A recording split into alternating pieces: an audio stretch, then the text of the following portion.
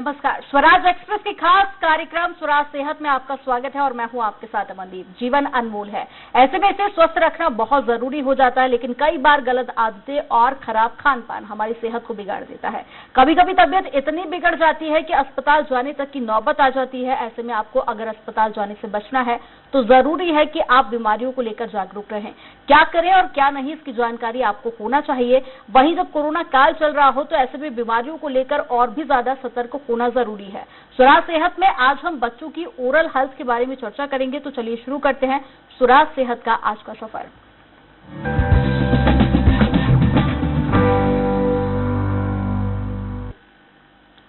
और स्वराज सेहत में आज हमारे साथ मौजूद है Bhabha college of dental science के डिपार्टमेंट ऑफ पीडोडोंटिक्स की असिस्टेंट प्रोफेसर डॉक्टर आकांक्षा मिश्रा। बहुत स्वागत है मैम आपका। डॉक्टर आकांक्षा मिश्रा आपको बच्चों की ओरल हेल्थ से जुड़ी हुई सारी जानकारियां देंगे। आप फोन के जरिए भी सीधे डॉक्टर आकांक्षा मिश्रा जी से सवाल जवाब कर सकते हैं। नंबर आपकी टीवी स्क्रीन पर लगातार फ्लैश हो रहे हैं। तो चलिए शुरू करते हैं स्वराज सेहत का सवाल जवाब का आज का सिलसिला। सबसे पहले आकांक्षा जी, मैं आपसे यही जानना चाहूंगी कि बच्चों के मुंह में कौन कौन सी बीमारियां होती है और कैसे इनका ध्यान रखा जाए। जी, सबसे पहले तो बहुत जरूरी चीज हमें ये समझनी पड़ेगी कि आमतौर पे जब बच्चों के मुंह की बीमारियों की बात आती है तो लोग सोचते हैं कि अभी तो बच्चा है, बड़ा होगा, चीजें और भयावह होगी तो दिखाएंगे डॉक्टर को। लेकिन यहाँ पे मैं स्पष्ट कर देना चाहती हूँ कि हमारा जो कार्य है वो बच्चे के पैदा होते ही शुरू हो जाता है जी। और उसी समय से ही इस कार्य की शुरुआत होने के साथ साथ माँ बाप को भी जागरूक हो जाना चाहिए कि जैसे ही बच्चा पैदा हुआ नियमित अंतराल में, नियमित समय में रूटीनली उनका विजिट जरूर कराना चाहिए, जिससे कि आगे होने वाली जो भी समस्या है दांत में, मुख में, ओवरऑल फिटनेस में, ग्रोथ में, हेल्थ में, डेवलपमेंट में, चाहे वो किसी भी तरह की हो, तो ये पहले ही स्पष्ट हो जाता है कि आगे क्या समस्या होने वाली है या क्या दिक्कत आने वाली है। माँ बाप भी एट द सेम टाइम जागरूक हो जाते हैं। बच्चों का भी आगे का जो समय होता है वो काफी अच्छा सुगम होता है और उनका प्रॉपर डेवलपमेंट होता है। तो हमें ये चीज समझनी पड़ेगी कि ये ना समझा जाए कि बच्चा अभी छोटा है, इसे अभी इस चीज की जरूरत नहीं है, या बच्चा अभी थोड़ा बड़ा हो जाता है, उसके दूध के दांत है, उसके बड़े दांत, जब पक्के वाले दांत आएंगे तब हम बात करेंगे, दूध के दांत गिर जाते हैं। लेकिन नहीं, हमें ये चीज बहुत अच्छे से समझनी पड़ेगी कि आज जो उसने नींव बनाई है दूध के दांतों ने, उसी पर ही पक्के दांत आने वाले हैं। तो वो नींव कैसी है, वो नींव अच्छी है, खराब है, हमारी अननेसेसरी की आदतों से हमने उसको बिगाड़ लिया है या हमने ध्यान नहीं दिया है, हमने अपने खान पान से उसको बिगाड़ लिया है, तो उसका खामियाजा हमें आगे चल के बड़े हो जाने पर जब हमारे पक्के दांत आते हैं, पक्की बत्तीसी जब आती है, तब भुगतना पड़ता है। तब हम सोच में पड़ जाते हैं कि अब ऐसा हमारे दांत ऐसे क्यों आए हैं, क्या हुआ होगा, डॉक्टर ने ढंग से चेक नहीं किया या हमारा ट्रीटमेंट ढंग से नहीं हुआ, हम ये सारी चीजें बोलने लग जाते हैं। वाकई में डॉक्टर आकांक्षा आपने सही कहा, क्योंकि शुरुआती दौर में अब परिजनों की ऐसी मानसिकता बन गई है, जब शुरुआती 1, 2, 3 साल अगर दांत खराब होते हैं तो घर में अक्सर कहा जाता है कि अभी तो दूध के दांत हैं, ये गिर जाएंगे, बाद में जो दांत आएंगे वो अच्छे आएंगे। तो शुरुआती दौर में ध्यान नहीं देते हैं परिजन। तो डॉक्टर जैसे कि आकांक्षा का कहना है कि शुरुआती दौर से ही आप ध्यान रखना बखूबी शुरू करें ताकि आगे चल के किसी तरह की परेशानी ना हो। सवालों को मैं आगे बढ़ाऊंगी। जैसे कि डॉक्टर अक्सर देखा जाता है कैविटी होती है बच्चों को। अब कैविटी को लेकर तो धीरे धीरे करके जागरूकता बढ़ी है और उसको लेकर अब लोग डॉक्टर से भी कंसल्ट करने लगे हैं। लेकिन अगर कैविटी को छोड़ दिया जाए तो क्या और भी ऐसी दिक्कतें हैं जैसे कि बच्चे जूझते हैं? बहुत महत्वपूर्ण सवाल है और मैं ये चाहती हूँ कि ये सब लोगों तक जाए, हर एक घर में, हर एक पेरेंट्स को ये बात पता होनी चाहिए कि सिर्फ कैविटी, दांत में गड्ढा होना या कीड़ा लगना ही एकमात्र विषय चिंता का नहीं होता है जिसके कारण आपको डॉक्टर के पास जाना है। बहुत सारी ऐसी चीजें हैं छोटी बड़ी जो आगे चल के बहुत बड़ा रूप भी ले लेती है। उसमें से एक चीज है कि बच्चों की जो आदतें होती है जिसे हम बोलते हैं ओरल हैबिट्स। कहने को ही बहुत छोटी सी बात है कि बच्चा मुंह से सांस ले रहा है, सर्दी है, उसको पूरे 12 महीने उसकी नाक जाम रहती है तो वो मुंह से सांस ले रहा है। रात में जब वो सोता है तो दांत किटकिटाने की आदत है, नॉर्मली गुस्सा कर रहा है तो दांत आपस में बहुत तेज तेज किटकिटा रहा है, या फिर अंगूठा चूस रहा है या फिर कोई और उंगली चूस रहा है, या फिर बात करते करते तुतलाने की आदत है, बात करते करते जीभ को दांतों के बीच में रखने की आदत है। कहने को ये बहुत छोटी सी चीजें हैं, बच्चे ऐसे करते हुए भले ही आपको प्यारे लगते हैं,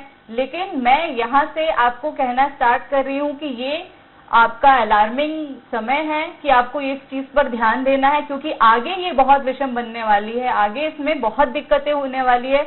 बच्चों के दांतों में गैप होना, बच्चों के दांतों का बाहर आना, और जीभ का बीच में रहते रहते उनकी प्रोनाउंसिएशन, उनके फोनिक्स, उनका साउंड बदल जाता है। किसी बच्चे का स्पष्ट उच्चारण होता है, किसी का स्पष्ट नहीं होता है। पैदा होते ही बहुत सारी ओरल चीजें होती हैं, हमारा अटैचमेंट होता है होंठ का, दांतों से जो अटैचमेंट होता है उसको बोलते हैं फ्रीनल अटैचमेंट। वो फ्रीनम अगर मोटा है या पतला है तो उससे होने वाली बहुत सारी गंभीर समस्याएं आती है।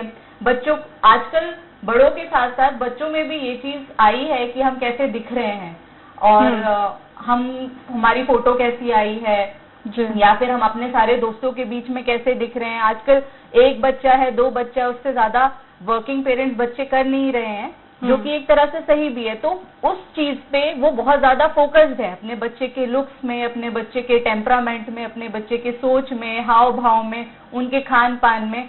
तो आज के समय में मैं ये समझाना चाहती हूँ कि आप जब इतने जागरूक खुद हो तो आप इस चीज को शुरुआत से ही ध्यान दो कि बच्चे में कौन सी आदतें डेवलप हो रही है। सो रहा है तो सोते समय मुंह से सांस ले रहा है कि नहीं, नॉर्मली बैठा है तो मुंह से सांस ले रहा है कि नाक से सांस ले रहा है।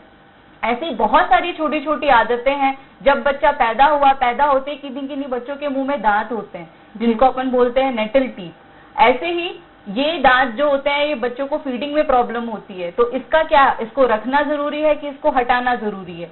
तो ये भी एक बहुत बड़ा चिंता का विषय है कि लोग इसको हटा देते हैं या रख लेते हैं। तो इसके कारण दिक्कत ये होती है, जब अगर बच्चे को फीडिंग में प्रॉब्लम हो रही है तभी हमको इसको हटाना है। कई बार तालू में छेद होता है, होंठ कटा हुआ होता है, तालू कटा हुआ होता है, तो इसका क्या ट्रीटमेंट होता है? तो लोग छोड़ देते हैं कि अपने आप ये सही हो जाएगा या एक समय के बाद चीजें सही हो जाएंगी। नहीं, ये बच्चा के पैदा होने के 10वें महीने से इसका ट्रीटमेंट शुरू हो जाता है। अगर उसी समय हमने ट्रीटमेंट कर दिया है तब तो वो प्रॉपर अच्छे से जुड़ जाएगा और आपस में तालू भी जुड़ जाएगा और बच्चा आराम से फीड ले सकेगा, अपनी माँ का दूध ले सकेगा, प्रॉपर न्यूट्रिशन ले सकेगा। अगर उस समय ये चीज नहीं कराते हैं हम, या थोड़ी ढिलाई रखते हैं, या ये सोचते हैं कि बच्चा है आगे जाके पक्के दांत आएंगे तो चीजें सही हो जाएंगी, तो ये बहुत बड़ा मिथ है और इसको अभी हमको समझना पड़ेगा। 2 वक्त आपको ब्रश जरूर करना चाहिए। आजकल तो टीवीज में भी ये अब बताने लगे हैं, पर बच्चों को मनाना काफी ज्यादा मुश्किल हो जाता है कि वो सुबह भी ब्रश करें और रात को सोने से पहले। तो क्या ब्रश के अलावा कोई और भी विकल्प है?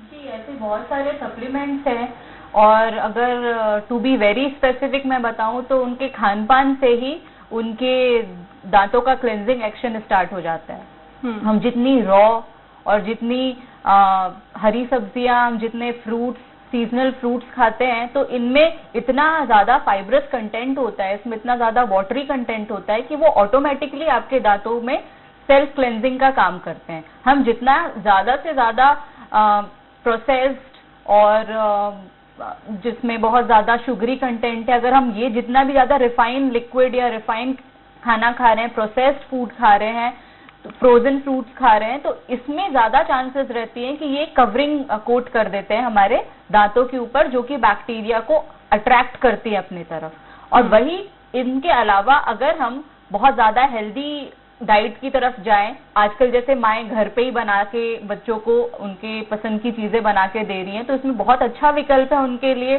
कि वो ऑर्गेनिक जो वेजिटेबल्स हैं, जो फ्रूट्स हैं, उनको एज इट इज, उनको ज्यादा प्रोसेस नहीं करके उनको एज इट इज ही परोसा जाए, तो उनसे उनका सेल्फ क्लेंजिंग एक्शन बहुत अच्छा होगा ओरल कैविटी का, पूरे मुंह का।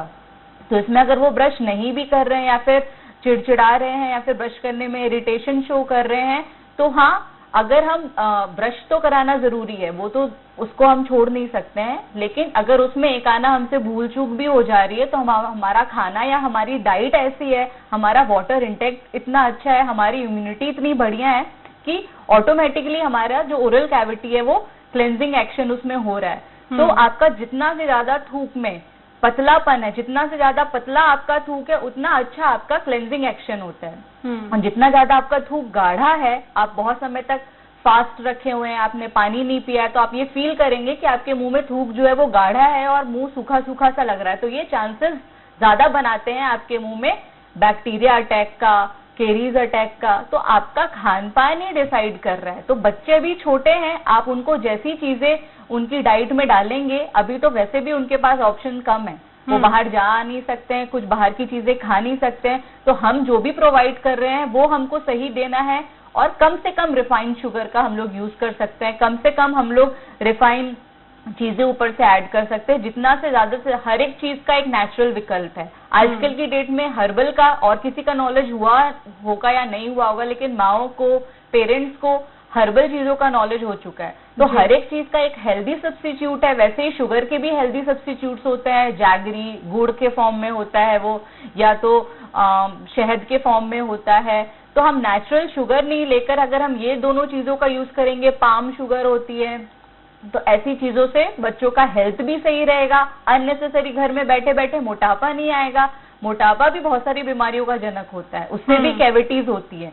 तो जिन बच्चों में ओबेसिटी है उनमें भी केरीज की संभावना ज्यादा है, तो उनमें भी ओबेसिटी भी कम हो रही है और एट द सेम टाइम उनमें केरीज अटैक भी कम हो रहा है। तो इस तरह से हम इस चीजों को प्रमोट कर सकते हैं बच्चों की डाइट में। डॉक्टर आकांक्षा, पहले के मुकाबले अब लोगों में जागरूकता तो आई है, जैसे कि आपने खान पान का यहाँ पर जिक्र किया, तो वाकई में लोगों को ये जानकारी तो है ही कि अगर हम अच्छा खान पान रखते हैं या फिर अच्छी डाइट रखते हैं तो हमारी सेहत अच्छी होगी, लेकिन ओरल हेल्थ में भी इसका फायदा होगा। मुझे लगता है इसको लेकर अभी भी लोगों में जागरूकता की कमी है। नहीं, देखिए, हम जो भी ले रहे हैं हम ओरली ही हमारे शरीर के अंदर में वो प्रवेश कर रहा है। तो सबसे पहले जो बाहर की चीजों का जो कांटेक्ट है वो हमारे मुंह के ही थ्रू अंदर के पेट में जा रहा है। तो हम ऐसी चीजों को हम लेना ज्यादा जरूरी समझेंगे, ज्यादा सही होगा, जो कि हमारे हेल्थ के साथ साथ हमारे मुंह को भी अच्छा रखे। क्यों? क्योंकि आपका मुंह आपकी पूरी ओवरऑल पर्सनैलिटी की पहचान होता है। आपकी कोई भी बीमारी अगर आपके शरीर में बहुत मेजर है या अभी तक पता नहीं चल पाई है, तो उसका सबसे पहला इंडिकेशन आपकी ओरल कैविटी यानी आपके मुंह के अंदर ही देखा जा सकता है और पता लगाया जा सकता है। डॉक्टर आकांक्षा, मुंह से जुड़ी हुई दिक्कतों को अक्सर पेट की बीमारियों से भी जोड़कर देखा जाता है, जैसे कि आपने भी अक्सर सुना होगा कि अगर किसी के मुंह में छाले होते तो कहा जाता है कि पेट में कोई दिक्कत होगी। तो क्या पेट की परेशानियों का भी ओरल हेल्थ से कोई संबंध है? जी जरूर। पेट में अगर कीड़े हैं या बहुत ज्यादा शुगर इनटेक हम कर रहे हैं तो ये इनडायरेक्टली आपके मुंह में भी शो होंगे। अगर आपको डिसेंट्री की प्रॉब्लम है या बच्चे को किसी भी तरह की पेट में मरोड़ है या हमेशा पेट में कीड़े की समस्या बनी रहती है, तो उसके आप अगर ओरल कैविटी में देखेंगे तो उसको हमेशा अल्सर की शिकायत बनी रहेगी। अल्सर उसके हमेशा फूटेंगे और वापस होते रहेंगे कुछ कुछ समय के अंतराल में। तो इसको हमें नजरअंदाज नहीं करना है कि ये टूथब्रश से हो गया होगा या कुछ गर्म चीज खा ली होगी तो हो गया होगा। अगर ये बार बार बन रहे हैं, बार बार फूट रहे हैं, तो इससे क्या होगा, अल्टीमेटली बच्चे का न्यूट्रिशन हैम्पर करेगा, वो अच्छे से खाना नहीं खाएगा और एट द सेम टाइम आपको ये पता चल जाएगा कि बच्चे के पेट सही नहीं है, उसके पेट में कीड़ा हो सकता है या उसके पेट में गर्मी बनी हुई है या उसके पेट में कोई बाहर फॉरेन इन्फेक्शन हो रहा है, फॉरेन बॉडी का इन्फेक्शन हो रहा है। तो इस तरह से हम लोग को ध्यान देना है। ये सिर्फ मैंने आपको एक एस्पेक्ट बताया, ऐसे बहुत सारी बीमारियां जिसको आप ओरली फाइंड आउट कर सकते हैं कि वो होती हैं। लेकिन डॉक्टर, सबसे ज्यादा जो प्रॉब्लम देखी जाती है वो होती है कैविटी से जुड़ी हुई। मुझे लगता है कि हर दूसरा तीसरा बच्चा कैविटी को लेकर परेशान है और माता पिता का अक्सर सवाल होता है कि इस कैविटी से कैसे बचा जाए। सबसे ज्यादा जरूरी बात समझने की ये है कि एक एडल्ट और एक बच्चे के कंपैरिजन के दांत को अगर कंपेयर किया जाए तो बच्चों के जो दांत है उनमें मिनरलाइजेशन की बहुत कम मात्रा होती है। उनमें इनऑर्गेनिक और ऑर्गेनिक पार्ट कुछ ऐसा होता है जो कि आप कह सकते हो वो थोड़े पोरस होते हैं, उनमें वाटर का कंटेंट ज्यादा होता है। वहीं एडल्ट के दांत में वाटर का कंटेंट कम होता है और उसमें मिनरल्स ज्यादा होते हैं। तो छोटे बच्चों के दांत में क्योंकि वाटर कंटेंट ज्यादा है तो वो इजीली अटैक हो जाते हैं माइक्रो ऑर्गेनिज्म से और बैक्टीरिया से और इजीली उनमें कैविटीज बन जाती है। तो वो जो इजीली जो उनमें कैविटीज बनती है और बहुत इजीली वो बढ़ के सीवियर रूप ले जाती हैं। तो हम ये नहीं कह सकते कि एक एडल्ट के केस में कि एक दांत में हल्का सा छेद हुआ था, 3 साल से वो छेद था, फिर वो थोड़ा सा बढ़ा, फिर 5वें साल उसका नसों का इलाज करना पड़ा। बच्चों के केस में ये विदिन मंथ्स हो जाता है जी। अगर एक छेद हुआ उसको नजरअंदाज नहीं करना है। इसका मतलब वहां पे खाना फंस रहा है, वहां पे ढंग से क्लीन नहीं किया जा रहा है। तो हमें ये चीज ध्यान रखनी कि खाना नहीं फंसना है, कोई मीठी चीज वहां जाके फंसनी नहीं है। वो अगर समय समय पे साफ हो रही है तो आपको केरीज ना के बराबर होगी। अगर साफ नहीं हो रही है इसका मतलब वहां पे केरीज की चांसेस ज्यादा हैं। जैसे कि डॉक्टर आपने यहाँ पर जिक्र किया कि कैविटी का शुरुआती दौर में एक छेद हो जाता है और वो अक्सर देखा जाता है कि धीरे धीरे करके बढ़ जाता है जी। और अक्सर लोग डॉक्टर के पास में जब पहुंचते हैं जब परेशानी काफी ज्यादा बढ़ जाती है या फिर रात को सोने तक में दिक्कत होने लगती है, तो क्या अगर शुरुआती कैविटी को वहीं पर रोका जा सकता है अगर हम लोग शुरुआती दौर में ही डॉक्टर से कंसल्ट कर लें तो? जी, ये बहुत जरूरी है। हमारा फील्ड कुछ ऐसा है कि इसका नाम अभी पीडोडोंटिक्स से बदल के पीडियाट्रिक एंड प्रिवेंटिव डेंटिस्ट्री कर दिया गया है। इसका मतलब हम लोग ओवरऑल चाइल्ड के हेल्थ को डील कर रहे हैं। जैसे जैसे वो बढ़ रहा है हर एक स्टेज में हम कैंप्स अरेंज करते हैं, हम स्कूलों में विजिट करते हैं, हम स्पेशल स्कूलों में विजिट करते हैं। तो हमारा मोटिव यही रहता है कि हम उस समय एक छोटे बच्चे को राइट समय में उसके पेरेंट्स को अवेयर कर दें कि क्या ऑनगोइंग प्रॉब्लम चल रही है। अगर उसी समय बच्चे स्क्रीन हो जाएंगे किसी भी प्रॉब्लम से, ओरल कैविटी को ही नहीं, मेंटली, इमोशनली, फिजिकली, अगर वो उसी स्टेज में स्क्रीन हो गए तो वहीं से उनका ट्रीटमेंट स्टार्ट हो जाएगा। आपने जितना इसको अवॉइड किया, जितना इनको आपने छोड़ने की कोशिश करी है, ये आगे चल के और भयावह होता गया है। इसीलिए हमेशा पार्टिसिपेट करिए कम्युनिटी अवेयरनेस पे। बच्चों के लेवल पे कभी भी ढिलाई मत करिए कि हाँ एक छोटा सा छेद भी आगे जाके बहुत सीवियर रूप ले सकता है जी। तो एक अच्छा निकलने वाला दांत जो एक पक्का दांत भी है उसकी नींव जो छोटे दांत ही है। इन छोटे दांतों को आप जितना अच्छे से मेंटेन करके उनके लाइफ स्पैन में आप रख लोगे तो वो बाकी का जो पक्का दांत आने वाला है वो बहुत बढ़िया आएगा, नहीं तो उसमें भी आए दिन समस्या बनी रहेगी। डॉक्टर कांशी, ये तो रही दांतों की बात, लेकिन जीभ की सफाई करना कितना ज्यादा जरूरी होता है ये भी मैं आपसे जानना चाहूंगी। और जीभ को लेकर अगर हम बात करें तो ये बच्चों में ही नहीं अक्सर बड़ों में भी ये कमी देखी जाती है कि ब्रश तो वो 2 टाइम कर लेते हैं लेकिन जीभ की सफाई प्रॉपर नहीं कर पाते हैं। देखिए, जीभ एक ऐसा ऑर्गन है हमारी बॉडी में जो कि सबसे ज्यादा पावरफुल ऑर्गन है, जो कि एक दांत को भी अपनी जगह से हटा सकता है। हमने अगर कोई ट्रीटमेंट किया है तो उस ट्रीटमेंट को वो फेल भी कर सकता है। तो जीभ की भी संरचना हर एक इंडिविजुअल में अलग अलग होती है, वो जेनेटिकली होती है। वो आप और मेरी, आपकी, हमारे बच्चे की, सबकी अलग अलग हो सकती है। तो किसी किसी की जीभ में बीच में एक धारी सी होती है, वो हल्का गड्ढा सा होता है, और किसी किसी में कई सारे गड्ढे होते हैं। किसी की बिल्कुल सपाट फ्लैट होती है, किसी में लाल लाल उभरे उभरे दाने जैसे दिखते हैं। तो ये इंडिकेट करती है कि आपके जीभ को कैसे कैसे साफ रखना है। तो जीभ को अगर जिसमें गड्ढा है, जिसमें धारियां हैं, तो डेफिनेटली वहां पे माइक्रो ऑर्गेनिज्म डिपॉजिट होंगे वहां पे, और वही आपके मुंह में खराब बदबू का और आसपास की, क्योंकि जीभ हर जगह बात कर रहे हैं तो वो दांतों में लग रही है, गाल में लग रही है, अंदरूनी हिस्सों में, तालू में लग रही है, तो वो हर जगह ट्रांसफर कर रही है माइक्रो ऑर्गेनिजम्स को जी। तो हर जगह वहां पे इन्फेक्शन के चांसेस बढ़ चुके हैं। आप ऑलरेडी बीमार हैं तो आपको वो इन्फेक्शन दुगनी तेजी से पकड़ेगा और आपको मुंह के छाले बन सकते हैं, आपको वहां पे इन्फेक्शन आ सकता है, मवाद निकल सकती है। अगर ऑलरेडी दांत में कैविटी है तो कैविटी का बड़ा रूप बन सकता है और वो धीरे धीरे पस बन जाएगा, नसों तक चला जाएगा, दर्द होगा, रात में सोने में दिक्कत होगी, मसोड़ों से खून आएगा। डॉक्टर तिलरा से हमारे साथ में उमेद जुड़ गए हैं कॉलर, बहुत स्वागत है। उमेद जी, आपका बताइए क्या सवाल है आपका? मेरी आवाज आप तक पहुंच पा रही है? हेलो, बताइए क्या सवाल है आपका? ये मैं मैम से पूछना चाहता हूँ, जैसे कि दाढ़ में जो है कीड़े लग जा रहे हैं और दाढ़ पूरी काली हो गई, तो उसका क्या ट्रीटमेंट कर सकते हैं? देखिए, ये वही है, आप काले होने तक आपने इंतजार किया इसका, क्योंकि जब खाना फंसना दांत में स्टार्ट हो गया इसका मतलब आप समझ जाइए कि वहां दांत में छेद होना स्टार्ट हो गया है।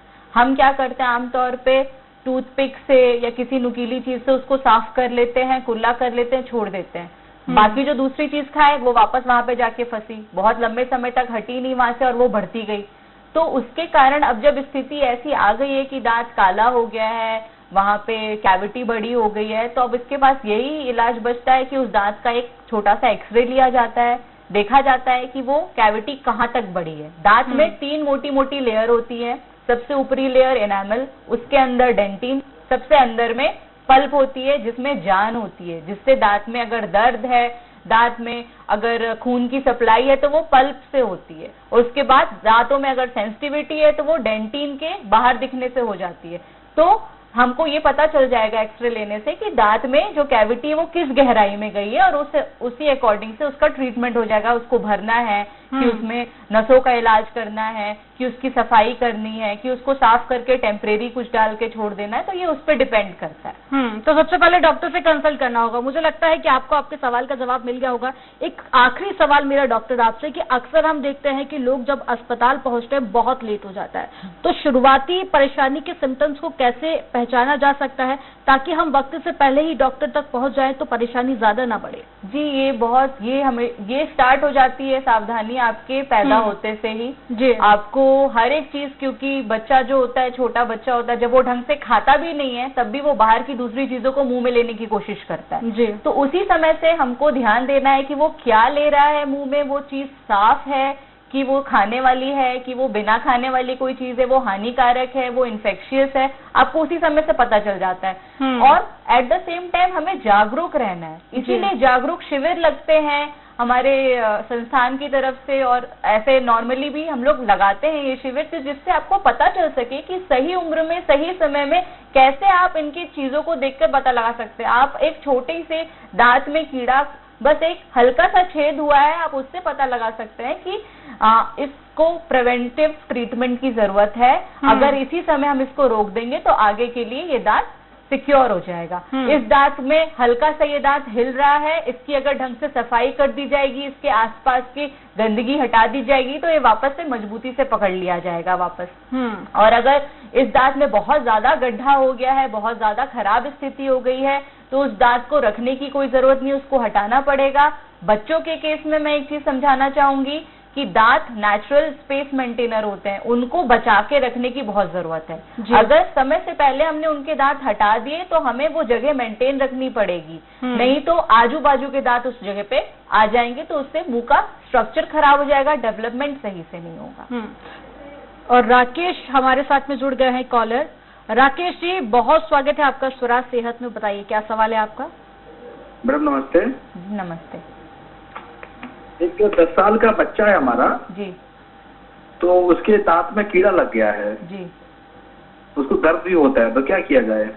देखिए 10 साल का बच्चा है, यानी वो ऐसी स्थिति में है जिसमें कुछ दांत उसके दूध के हैं, कुछ दांत उसके पक्के आ चुके हैं। आमतौर पे देखें तो सामने के दांत उनके पक्के आ चुके हैं और कीड़ा इन्हें पीछे के दांत में लगा होगा, ऊपर या नीचे की जाड़ में लगा होगा, जो कि इस स्टेज में है। या तो वो 2-4 महीने में, 6 महीने के अंदर में वो निकलने वाले हैं वो दांत, उस स्टेज में कीड़ा लगता है।